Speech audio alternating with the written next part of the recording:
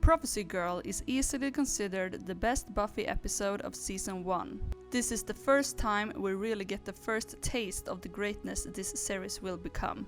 But this episode also defines Buffy, the character, and the series as a whole. I will be talking about the entire TV series, so here is your spoiler warning in case you haven't seen one of the best shows of all time. I won't really discuss the comics though, because you know why. In the episode, Buffy learns of the prophecy that says that she will face the Master and he will kill her. After deciding that she quits being the Slayer, she has a change of heart after talking to Willow, and then decides to face the Master. But in seeking him out, she unwillingly fulfilled the prophecy and died as a result. Rewatching this as an adult and a feminist, I was like, she's the hero, but she still has to die? Would that really have happened if she was a male hero? But yes, she has to die. That's the whole point.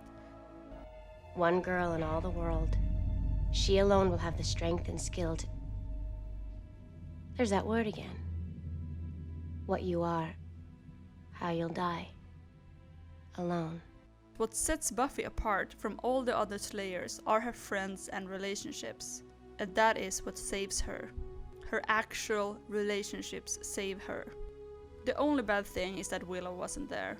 For a series with such a feminist message, having two guys who are in love with Buffy resurrect her is a bit meh, but I'll allow it. And while Angel is a friend, I would say he is primarily a boyfriend. So I think it's fitting that in the end it's Xander who resurrects Buffy. Especially as their friendship later turns strictly platonic from both sides.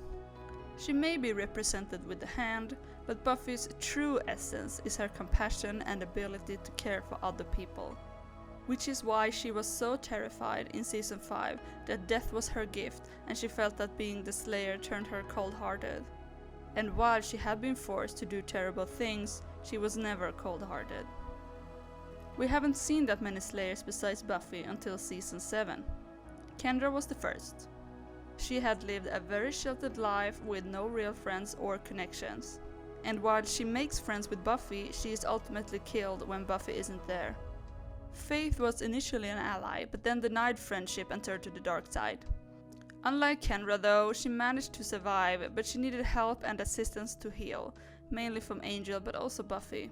Nikki had a family, but she also neglected Robin, choosing the lonely Slayer life, and in the end it got her killed. Shinrong mentioned her mother, but since we don't really have the context for it, it's hard to analyze the relationship at all. In season 7, the first henchmen strike when the potentials are alone, and ultimately everybody comes to live with Buffy.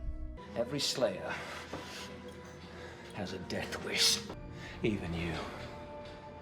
The only reason you've lasted as long as you have is you've got ties to the world. Mum, brat kid sister, Scoobies, they all tie you here. Although Buffy has had her fair share of loneliness, running away, being banished, and stating that in the end the Slayer is always alone, she was never truly alone. She had always had friends in her corner, often willing to die for her. Because being a hero is not just punching evil, it's being kind, it's being selfless, making the world a better place, to listen, to help those that need it, and to sometimes punch evil. So Buffy had to die, to be resurrected as the one Slayer who changed the game. No, I feel strong. I feel different. To be the glitch in the patriarchal induced Slayer lineage. That may have been the inspiration for not waiting for a new Slayer to be called, but to call them all at once. And how did Buffy do that? With the help of her friends, of course. You could make the argument that if Buffy was a male hero, she wouldn't depend so much on other people, and perhaps not. But she is still the focus and often the one who saves the world in the end. And making a complex, likable and compassionate character is more feminist than making a stereotypical strong female character who is just mimicking male heroes' archetypes. Instead of changing Buffy to be a strong, stoic lone wolf type, I think we should make more male heroes like Buffy. The master was blinded by the written prophecy, and while it was fulfilled, he forgot that humans can die and be brought back to life.